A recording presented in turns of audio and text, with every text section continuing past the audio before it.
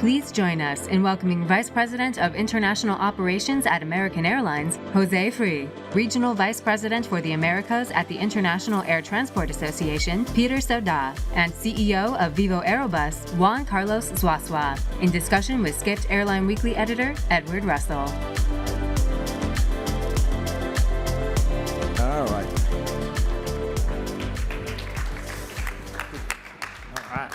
Well, thank you, everyone, for making it to almost the end of the day. Of course, we've saved the best for last. That's right. Yes. The Latin America panel, it's a dynamic region. I've been covering it, various jobs for the better part of a decade, been through ups and downs.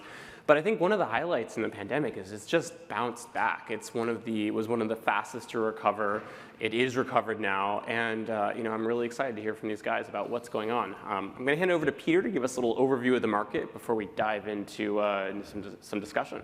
Yeah, good afternoon, everyone. As you said, the Latin American region really recovered very strongly. The region is back, and it's back strong. When you look at it from a global recovery perspective, you'll see some slides. Just behind North America, Latin America is there. But for a period of time, actually, Latin America led the world. And many people don't know, during 2020, Dominican Republic was the #1 market in the world. In the world. And when you look at their numbers in terms of recovery, they're at 21% above 2019. Wow. You look at Mexico, very close, Colombia also. So the region has really recuperated, not to 2019, they're already exceeding those numbers. Yeah. And that has shown how dynamic the market is in Latin America, the interest and the need of air travel for the region. It's a region, you don't have highways, don't have good rail service, so air transportation is really important. Now, that's the good news. We did have markets that haven't recovered strongly. Trinidad and Tobago, 30% below. We have Argentina that's 10% below international. So we have some markets that have done very well, exceeding. Others are still quite behind 2019. But we have to see that it is an industry that struggles in the region. From a global perspective, the Latin carriers will lose money this year, about $1.4 billion, when on a global perspective, the industry is going to gain 9.8. So there are signs that we still need a lot to do. There's a lot of work that needs to be done for the industry to be competitive. And you see some of the numbers there. Airlines will lose about $4.92 per passenger in Latin America compared to $2.25. Now, $2.25 does not get us a coffee at Starbucks downstairs, so nothing to celebrate there. But that shows how difficult of an environment there are. You're going to have some very successful airlines. I'm sitting next to one of them. Not all of them will lose. Not all of them, and several good ones will make quite a lot of good. But when we start comparing ourselves to other regions, there's still a significant amount. And one of the challenges is the competitiveness of our markets, the amounts of fees, the charges that we have to pay. And you look at charges and taxations in our region, on a global scale, it's about 25%, 26% average on a global scale on taxes and costs. In our region, it's about 44%. Wow. And we have some countries that have 55% of the ticket is only on taxation and fees. And that makes it very, very difficult. In a market like the one in Mexico, where the industry has done quite a lot to reduce the fare. The average fare about 15 years ago was about $133. It's $66 now, roughly around. But when you look at taxation and costs, it goes right back up there. Wow. So it's difficult to compete with the bus systems and other modes of transportation when it's that challenging. So charges, taxes is a major hurdle that the region needs to overcome in order to be competitive. Now, I don't want to end on a damper. The good news, what we have from a regional perspective is we don't have a lot of people that actually travel compared to other parts of the world. That's a huge opportunity that we have as an industry, particularly in a region that, again, is highly dependent on air travel. We just have to make it more accessible. Because when you look at numbers here, you look at mature markets, Argentina, Chile, well, Chile is the exception, Brazil, Mexico, travel per capita per year is less than 1. When you look at the US, it's 2.6. When you look at Spain, 4 trips a year. In our region, it's really Chile and Panama that have over 1 trip per capita. So it's a huge opportunity, and that's the messaging we have to give governments. It's a potential where air transportation can really be an economic and social enabler for their economies. And that's what is one of the goals that we have to aspire to: make air travel more affordable, ensure that airlines are successful, but we need to make governments more of a participative partner rather than an enforcer of regulations and continuously use the industry as a cash cow. Oh, absolutely. I mean, and this chart here just shows the huge opportunity that Latin America presents for airlines as they grow. It's a dynamic region. Jose, for American, you are the largest U.S. carrier into Latin America. I mean, are you seeing the same trends that Peter highlighted? How's the market for you guys? Yeah, look, first and foremost, thanks for the opportunity. Good afternoon to everybody. Look, at American, as a matter of fact, today we just announced our largest winter schedule for international as a whole, and we're going to be operating about 400 daily flights on peak for international, which is about a 13% increase as a whole. But for this specific region, it's about a 10% increase, right? So we are seeing exactly what Peter is referring to. It's some growth, record numbers for our schedule. We're going to have capacity increases in places. Peter, of course, mentioned the Dominican. We're going to have about a 26% increase in seats for this particular winter in a place like the Dominican. We have other locations like Argentina that will have over 20% of increase for this winter. And places like Cancun will have, on a peak day on Saturday, we're going to peak up to 40 flights a day, which will be be fantastic. I mean, 40 flights a day is like one of your larger non-hub cities. That's right. It's a mini hub. That's right. So, and more importantly, 18 destinations, right, out of Cancun on a Saturday. So clearly, we are seeing, of course, that demand, as Peter just mentioned. We're seizing that opportunity. Of course, there's more opportunity on the table as we're seeing here, but we're really excited about our record winter schedule for Mexico, Caribbean, Latin America. Nice. And Juan Carlos, I mean, do you seeing the same in Mexico? I mean, yeah, I know that Jose talked about record schedules for American coming in the region. What about for yourself? How's the market? Yeah, I mean, Mexico, Peter showed earlier some charts. I mean, Mexico was the fastest recovering country post-COVID. I mean, right now we're like 20% above as a market in passengers versus COVID. And just to remind everybody, during the pandemic, in Latin America, there was not a single cent of subsidy from the government to support aviation. In the US, there were over $50 billion for all the airlines to to pay employees and to carry on their operations. So it was a very tough time.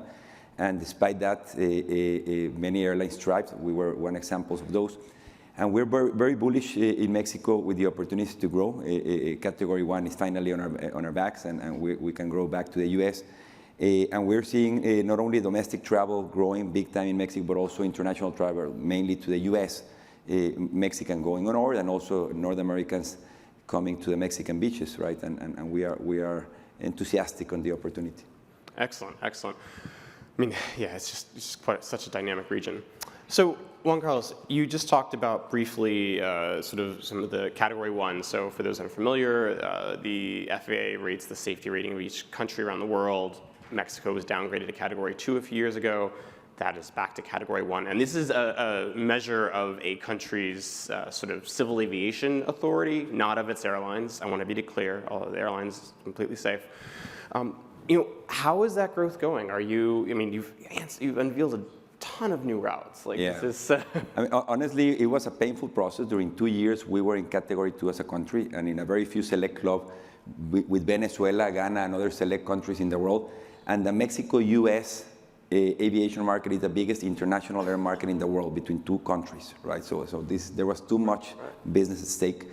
It was a little bit unfair, but finally we're back in business and we're growing into the US. We're in the process of getting the final approval on our joint venture with Allegiant, so we can start putting more direct travel to small and mid-sized cities in the US to fly to Cancun, Vallarta, Los Cabos, and many beautiful destinations. So we believe there's a great opportunity. I mean, with nearshoring and everything that's happening between this region. I mean, not only business travel is gonna benefit, and of course, legacy carriers like American Airlines are gonna get a lot of demand, but also leisure travel. I mean, North Americans going to a Mexican leisure destination is just 1 hour, 2 hours away flight. So we are very excited on that, and hopefully we can start tapping into those opportunities. No, absolutely. And we were just talking backstage about the new Tulum airport, which, for those unfamiliar, is opening up near the popular beach destination. It's sort of catering to a region that is roughly the size of Florida size-wise, but is served by Cancun, Maria, and Chetumal. Exactly. I mean, the opportunity for Cancun, whoever, if you have traveled in the Riviera Maya, we have like 600 kilometers of beaches or more. We only have 2 airports today, on the North Cancun and on the South Chetumal, and nothing in between, right? Now with Tulum, very popular for tourists, particularly foreign tourists, so you're going to be able to fly to Tulum and go to Playa del Carmen or south all the way to the Riviera Maya. So these exciting times, 1st of December, we're going to start service from 4 different domestic destinations and hopefully very soon to the US. Yeah, it sounds exciting. Jose, American flights to Tulum anytime soon? Look, we always are evaluating our network, but look, what we have in our winter schedule is we have Ocho Rios, which is something we're really excited about. Tijuana, Mexico, which will be our 26th destination in Mexico. Wow. And then, of course, Governor's Harbor in the Bahamas. But look, stay tuned for Tulum. Right. Excellent, excellent. And I got to give a shout out. The region's gorgeous. Definitely go. But excellent. Juan Carlos, you spoke a bit about your partnership with Allegiant. It's fascinating that you're doing that. Your Viva Aerobus is an ultra low-cost carrier. Traditionally, that model is about keeping costs low, keeping things simple. What's the strategy behind creating a joint venture that will ultimately add cost and complexity to your business? Yeah, look, I mean, of course, when you're growing a business, there comes complexity, and complexity is an enemy because it slows you down. But we believe we need to take some clear choices. We have a 35% market share, domestic market share in Mexico, in a very big country with a lot of opportunities. And during many years, we were simply shut down to hearing conversations on potential code-sharings, interlines, etc. We started doing some interlines with Iberia, very successful. All their passengers are coming to Mexico City. We're distributing them into interior Mexico. But the JV with Allegiant, it is not a simple interline. I mean, this is a no-brainer for both very similar companies, very similar cultures. Maury Gallagher, the chairman and CEO, and a personal friend, we think very much alike. And we believe it's a no-brainer because Allegiant flies a lot to most of the mid and small-sized cities in the U.S., to the popular U.S. leisure destinations. All of their customers, when they try to go to Cancun, to Vallarta, to Los Cabos, most likely they need to take 2 flights if you don't live in a big city, right? So you can fly with the legacy airlines. So we are trying to tap into this market and fly them direct, right? 2 times a week in many cases. And I believe there's a good opportunity, and we're looking forward to getting final approval. Right now, the revision is on pause for some other reasons between our 2 countries. So the DOT and the Mexican DOT are having a dispute on a bilateral. But hopefully we can get untangled and get this up and running soon. Oh, excellent. I mean, it sounds like it's a revenue opportunity more than, that is ultimately sounds like the goal. Yeah, cost, absolutely. It has cost, but it's more. It will add some cost, but I would not be able to tap into those markets flying alone. So if I can tap into the market that Allegiant already flies from there to Florida and to Las Vegas and to many other places, just adding another destination, leisure destination for them into Mexico, it's a no-brainer. Yeah. No, definitely. Jose, American is also expanding its partnerships in Latin America. Now, of course, American has its joint businesses around the world and everything. But in Latin America, you've taken an interesting approach. And the one that jumps out to me is with JetSmart in Chile. American has taken a small equity stake in the airline, which is an ultra low-cost carrier, another airline that doesn't typically do partnerships. And you've really, brought them into the loyalty program. You've added a code share. Tell me a bit about how that's going. What's the idea there? Yeah, no, look, great point. Look, we're really excited about our partnership with JetSmart. It gives us the opportunity, as you well pointed out. We started, of course, in Chile, has started in Peru as well. We're really excited about, of course, the Peru start. We get destinations, our customers that gain access to destinations like Cusco, which is obviously a very popular destination for Machu Picchu and visiting that region. And look, so far we're working through, of course, technology and ensuring that our customers get the seamless experience, but it gives us the opportunity to just continue to get our customers more and more access to some of the points that frankly we just can't serve from the US, especially with the type of aircraft that we have. So we're excited about that. I know we're also looking at Argentina and Colombia and other places in the future with JetSmart. So it's an exciting venture for us. Excellent. And now JetSmart has, they bought Norwegian Air's old operation there in Argentina. So, right? Right. Yeah, they're there. And then Colombia is a whole nother story. I mean, we've had, that's a dynamic market, Peter, that I'm sure you've been watching closely, Avianca and the Viva Air deal and that collapse and everything. It's funny how it's moving. Well, it's an interesting time on investing in the region. And you see the airline, regardless if it's a regional carrier from the region or international from the US or from Europe, there's a huge amount of investment into the region. They see Latin America as an area of great opportunity. They see more people traveling. It's better connected than ever before. And we just continue to see these commercial opportunities spur up. And I think there's going to be more of it because what we need to do, the region still is underserved. It's still underserved from a regional standpoint, and you're seeing travelers want to go to other places within the region that are not necessarily Sao Paulo or Buenos Aires or Santiago. So that's an area that we have a huge amount of opportunity. We've been talking about types of airplanes, the A321, Neos, the MAX are all going to be game changers for a region like Latin America. There's a lot of talk always about the North Atlantic, where it's going to be a significant game changer. It's going to be into Latin America as well, because you're going to be able to fly single-aisle airplanes from southern U.S. down deep into the region, and that's going to be a game changer in terms of serving secondary markets, which are not served right now in many parts of the region. Like I think of Cuzco, and I've flown in there myself. Like I don't know if they could do a 321 might be able to land there, and then you could start. I don't know. Someone can correct me with hot and high airports, but I mean you could potentially add that from Miami or something with an XLR maybe. Yeah, from Miami, Orlando, you're going to be able, Fort Lauderdale, you will be able to get down to almost Buenos Aires. So it's going to be a game changer, and that's going to. Not only will the legacy carriers be able to expand and go into secondary markets, but the ULCCs will play a bigger role into the region. And that's going to bring a lot more diversity into the region because you're going to give more opportunities for customers to choose the type of travel that they want that necessarily is not there today, but will be there in a couple of years. Juan Carlos, are you looking at the 321 XLR and flying further south? We talked a lot about US, but... No, I mean, we are a big operator of A321neos, but given the geographical location where Mexico is, pretty much we can fly all North America and all Central America and the most part of North, South America, so we're not planning. There are very few opportunities we would not reach right now with the current aircraft, so I don't believe it's worth the chance, just bringing it for a couple of destinations. That's fair. No, that's fair. And then, it's also where would you fly it from? And, that brings us into another question I have is Mexico City has been a hot topic. The airport there, for those unfamiliar, there is the administration in Mexico is reducing the number of flights allowed into Mexico City International Airport and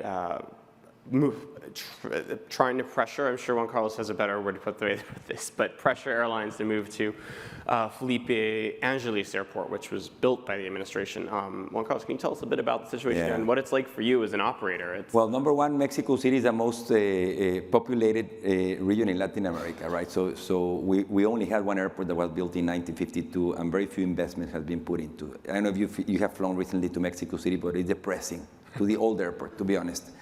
So finally, a new airport was built with a lot of controversy because another one that was being built was shut down, and a new one was built during this administration. But finally, we have a brand new airport, which when it started, it had very little demand. So what the airport is doing is what many other airports have done. I mean, if you remember, Peter, when Sao Paulo opened Guarulhos, right, and they had Congonhas, which was the one in the city center, they made a public policy decision in just moving all the international operations into Guarulhos, right, and the other one just stayed domestic. Unfortunately, the new airport is not big enough in Mexico to move all the international capacity, right? So right now they're just reducing the cap from 61 slots per hour to 43. So there's a spill effect happening. We're starting a bigger operation out of the new airport. We're operating in the 3 Mexico City airports, which is Benito Juárez, Santa Lucia, and Toluca. But I think time will tell. I mean, I think the airport has all the right infrastructure. It needs the right incentives from the government, and also once passengers start to no, the new airport is much better than the old airport. So hopefully in the next 3 or 4 years, we're going to start getting more demand there. Nice. Nice. How's the, I know they're talking about a rail link between the city and the new airport. Is that open yet, or is that? Not yet, and that's a good point. I mean, if you go to London, they have 5 airports, right? Of London City, which is very expensive for a small aircraft, but you have Heathrow, Luton, Gatwick, and Stansted, right? To most of those, you can get by rail, very convenient from downtown. So in Mexico, for the new airport, you can get, well, the old airport you can get by the metro very cheaply. On the new airport, there's going to be like a Tren Suburbano link ready for mid next year, which is going to be great because you can take it from downtown Mexico City and be there in 30 minutes, right? So similar to what you do in London. So that's going to be a big detonator and the train is going to get inside the airport. So that's, nice. That's going to be great. And that's really the biggest challenge in Mexico City with Santa Lucia. Because the airport is a fantastic airport. We were talking behind, it's the only airport in the region that has 3 runways. Most of our airports in the region, we're lucky to have 2 runways. You have brand new infrastructure, you have opportunities to growth. Right. The big challenge is getting people from the city centers to the airport. Building an airport 30 kilometers, 40 kilometers outside the city, we're seeing that all around the world. Yeah. But you have to have good ground transportation to be able to get to the city. It's a city of 27 million people. Yeah. And notorious traffic too. Yeah, and you just can't have one highway from the city center. You need various arteries to get to the airport. You have to have a good train system for that to happen. Once you have that, as Juan Carlos was saying, people will begin to go there and more airlines will begin to move.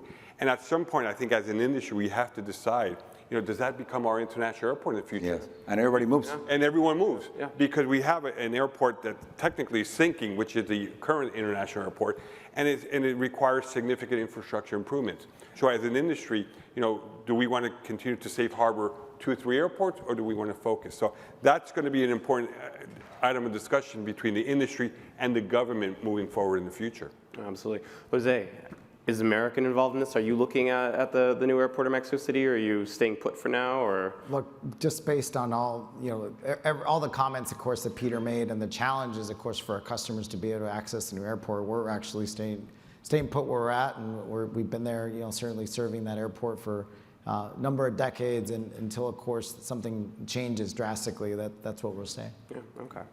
But airports, of course, is more than just the situation there in Mexico. I think around the region, and I've heard this again and again, it's just airport capacity of El Dorado in Bogota, Guarulhos in Sao Paulo, Congonhas, you already mentioned. They're all at capacity. I think Santiago, Chile just opened a new terminal. Lima's building a new terminal. Peter, what are we starting to address some of these airport capacity issues in the broader region, or is it? We have a good problem in the region, and people are flying, airplanes are flying. The problem is, the DNA of the region, we're always in reactive mode.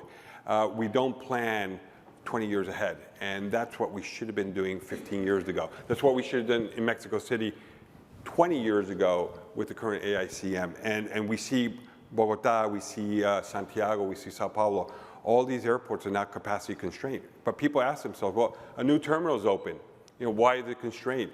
Because there's so much backlog already, and airlines, the moment you open new infrastructure, they're ready to go in. Yeah. And that's what we're seeing in all these in these airports where they've invested heavy in infrastructure, but the moment they open, it's saturated because everyone's plowing in to try to get capacity and slots. And our region is very quickly becoming a very slot constrained region. When we talked about slots, it was always Europe, Asia, but Latin America has quickly, when you look at percentages over the last couple of years, it's exceeding what other regions are doing because we can't keep up with the capacity, with the demand that's out there, with passengers and the airlines wanting to grow. You look at the amount of airplanes that have come into the region, they need to fly, and they're usually flying out of the big city centers. Right. So we have to do a better job with governments, with the airport operators, to plan for the next 20, 25 years. And what we can't do is what happened in Mexico City, what's happening in Lima, that we're operating over the capacity of that airport. Because in the end, you can't keep the infrastructure modern. Passengers are not going to have a good experience, and we're going to become an inefficient system instead of being an efficient system. Yeah, that is so true, and I think every airport I've flown through in Latin America has always been packed, especially for the North American departures at night, and you're pushing your way through and everything. I want to take some audience questions while we're up here, and I think this one could be very applicable, Juan Carlos, to you, but how do you see aviation growth in Latin America versus competing with the bus industry in the sense of sustainability? I mean, the bus industry in Mexico, just for you guys to have an order of magnitude, in Latin America, we don't have a third form of transportation like fast trains, like in Europe or Asia, right? So in Mexico, the bus industry is big. But big, I mean, we have 100 million air passengers a year, both domestic and international. 120 this year, both domestic and international. We have 3 billion bus passengers a year. 3 billion. Journey between cities. I mean, it's 3 so billion? huge. Wait, with a B? 3 billion with a B between cities. It's huge, right? That's how people move all over. And if you extract the bus journeys between cities with more than 450 kilometers or in which we could actually compete, it's like 700 million passengers taking a bus in mid to long distance bus journeys. So it's still a huge industry. I believe price is the biggest barrier for this to take, because a bus, you go from city center to city center. In the airport, even though my average fare is $35, when you add up all the taxes and fees, other $30 or $40, sometimes it's too expensive for passengers to take a plane, right? So that is a big challenge. And going back to the sustainability, I mean, clearly flying a brand new A320neo non-stop, which we fly non-stop between all of the regions we connect, is much more greener than taking a bus with multiple stops over 1,000 kilometers or 700 miles, right? So I think it's a much faster, safer, and greener form of transportation. It's just a matter of transitioning the middle class. And the challenge, it's not only Mexico. You go to Brazil, you go to Argentina, it's still the main mode of transportation within the countries. And when you look at a country like the size of Brazil, Brazil is the size of Europe. And the vast majority of people get on a bus instead of an airplane. Less than 4.2 trips per capita in Brazil. But as Juan Carlos says, although the industry has become very competitive with the bus system, once you start adding the taxations and the cost, it becomes more expensive. And on the other side, the buses are not taxed in the same way. They're actually subsidized in most cases. Oh, interesting. And they don't have to go through the same regulatory safety levels as the industry. So it's a very uneven playing field that we're trying to change that mindset with governments, because really the industry has done a fantastic job in terms of making it competitive. It's not competitive when the total price comes into the loop because of all the other add-ons that the industry continues to face and the bus systems don't. No, I mean, like you pointed out earlier, the taxation is definitely a big issue, and especially for price-conscious consumers, that's a big thing. Another audience question, and Jose, I'm going to give this to you, is American, you have such a broad network in Latin America and South America. How do you get visitors to the region to go to places other than Cancun and the Caribbean, the traditional beach destinations? How do you do that?